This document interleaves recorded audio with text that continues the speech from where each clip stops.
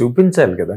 ఇది fighting character, అదే ఉంది. ఎగ్జాక్ట్లీ, అదొక స్టైల్, ఇది అంతే. అదొక పంద. సో అనుష్క గారు ఎప్పుడు ఇదే కాదండి, మేము ఎప్పుడు ఇది వచ్చినా సరే ఒక్కలే కనపడుతున్నారండి, అందుకని అన్నమాట. అండ్ మీకు పర్సనల్ గా మీ ఛాలెంజ్ గా మీరు చెప్పాలి ఈ సినిమాకి సంబంధించినంత వరకు.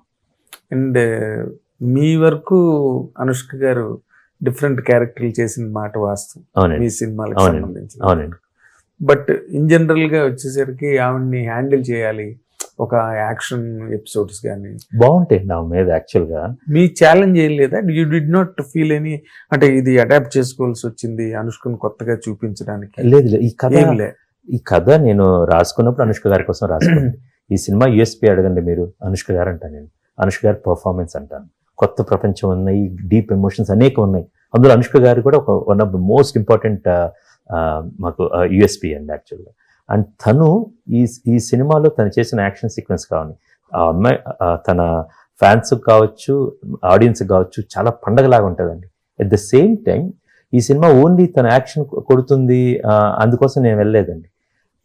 అనుష్క గారి సినిమాలు చూడండి, మాటల మధ్యలో ఉన్న నిశ్శబ్దంలో తన కళ్ళు ఒక భావం పలకరిస్తాయండి.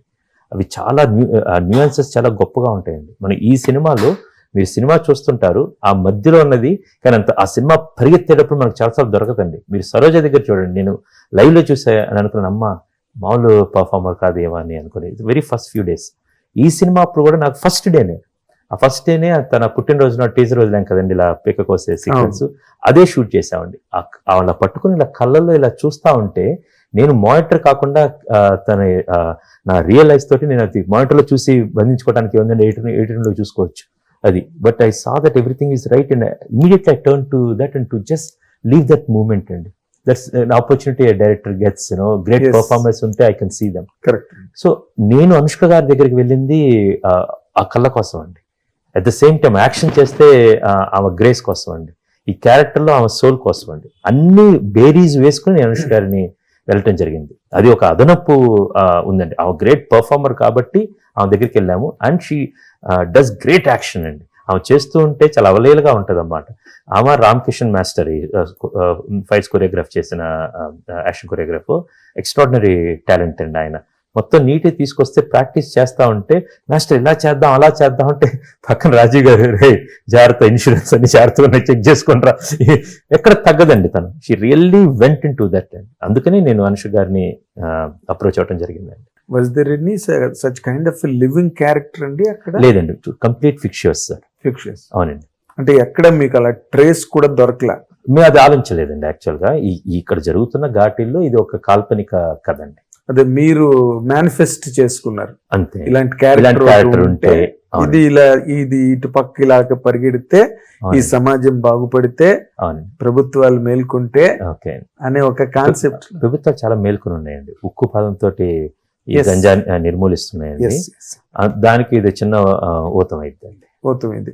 అంటే అనుష్క లాంటి వాళ్ళు అక్కడ ఎవరైనా తయారవ్వాలి ఈ సినిమా చూసిన తర్వాత, అయితే ఇంకా ఈజీ అవుతుంది. మీరు ఎక్కడో అన్నట్టు విన్నాను నేను, ఒక ప్రభుత్వాలే కాదు ఎవరు పూర్తిగా ఇది వీడౌట్ అవ్వాలంటే మీరు నేను అందరం, వారు వీరు మీరు మేము అంతే. అది అలాగా ఈ సినిమా తర్వాత చేంజ్ ఏదైనా రావాలి. ఇంకొక పాయింట్ సార్, ఇప్పుడు మీరు ఇది ఎన్ని నిడివి ఎంత సార్? 2 గంటల 36 నిమిషాలు చిల్లరండి. 2 గంటల 36 నిమిషాలు. అంటే మీరు ఒక పెద్ద లైఫ్ స్ట్రగుల్, ఇదొక పెద్ద ఫైట్, పెద్ద ఉద్యమం, దాన్ని 2.5 గంటల్లో చెప్పగలిగారండి. దట్ ఈస్ ఆర్ట్ ఫామ్ అండి. సినిమా అనేది 2.5 గంటల 3 గంటల లోపల నిడివి ఉంటే నిడివి జనరల్గా ఉంటుంది. 2.5 గంటల్లో మనం దాన్ని చెప్పాలండి. దీన్నే ఒక చిన్న కథ, 10 పేజీల కథ కూడా రాయొచ్చండి బేసికల్గా. దానికి ఆ ఫార్మాట్లో ఒకలా చెప్తాం. దీని ఒక వెబ్ సిరీస్గా 8 గంటలు చేయొచ్చండి, ఆ ఫార్మాట్లో చెప్తాం. సినిమా ఫార్మాట్కి చాలా చక్కగా కుదిర్చి చెప్పిన కథ అండి. అదేలేండి, రామాయణాన్ని కూడా కొట్టే తెచ్చాను చెప్పేచ్చు అనుకోండి. మనం 3 గంటల్లో సినిమాలా చెప్తాము, 3 ముక్కల్లో కూడా. అవునండి, సంవత్సరాల తరబడి ఉండే ఒక సిరీస్ గా కూడా చెప్పచ్చు. అంటే పార్ట్ 2 అవసరం దీనికని మీకు అనిపించలేదా? ఏం లేదు, అనిపించలేదు. సినిమా చూసిన తర్వాత చాలా ఒక కథ ప్రతిదానికి ఒక తర్వాత కొనసాగింపు ఏంటనేది ప్రతిసారి ఆడియన్స్ వదిలేస్తామండి. ఒకవేళ మనం పట్టుకుంటే అది పార్ట్ 2, పట్టుకుంటే పార్ట్ 2. అవునండి. అంటే దీనికి ఏమి అలాంటి అవసరం వస్తుందని మీరు అనుకోవట్లేదు? దానికి ఆస్కారం ఉంది, అది ఉంది, బట్ ఆలోచన లేదండి. ఆస్కారం ఉంది కానీ ఆలోచన లేదు ప్రస్తుతానికి అన్నమాట. సినిమా సక్సెస్ బట్టి, సినిమా రిజల్ట్స్ సినిమా దాన్ని బట్టి ఈ ప్రతి కథ ఎవరు చెప్తారు, ఎలా చెప్తారని డిసైడ్ అయిపోతుందండి. ఇది దీనికి రెండో భాగం ఉంటే అది డిసైడ్ చేసుకుంటుందండి. అదేలేండి. బట్ రాసినప్పుడు మాత్రం it's a proper stand alone film అండి. అదే మీరు I completely comply with what you say.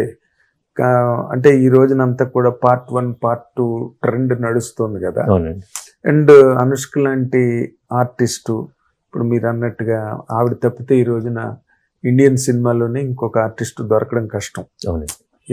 అంత ఫ్రేము, అంత గార్జియస్, అండ్ స్టోరీలో ఉండే కంటెంట్ కూడా అంత సీరియస్ కంటెంట్. అవునండి. సో అవన్నీ ఉన్న మీదట ఆవిడకి కూడా ఒక లైఫ్లో ఒక బ్రహ్మాండమైన మీరు సాగునీరు ఇచ్చినట్టుగా, గొప్ప సాగునీరు ఇచ్చినట్టుగా, అలా 2 పార్ట్లకి వెళ్లకుండా మీరు ఒక పార్ట్తోనే పార్ట్ చేసాం. బట్ జనరల్ మాట్లాడుకున్నప్పుడు సెకండ్ పార్ట్ ఇది ఉంటే బాగుంటుంది, అది ఉంటే బాగుంటుందని డిస్కషన్ వచ్చింది. ఆ మాటలు జాగ్రత్తగా ఉంటాయండి, అవి చాలా ఉంటాయండి. అది రెగ్యులర్ వచ్చే మీ దగ్గర అంటే మాట్లాడుకుంటున్నప్పుడు అండి, మాట్లాడుకుంటున్నప్పుడు ఇలాగుంటాయి అలాగుంటాయి అన్నట్టు మాట్లాడుకుంటా ఉంటారండి. But it's stand alone film. అదేలేండి. కొన్ని కథలు కంచికి చేరుతాయండి, అక్కడ చక్కగా ఉంటాయి అన్నమాట. కంచికి వెళ్ళిన తర్వాత మళ్ళీ కథ మొదలు పెట్టిందంటే అది వేరే కథ. బట్ ఈ కథ అక్కడ కంచికి చేరుతుంది.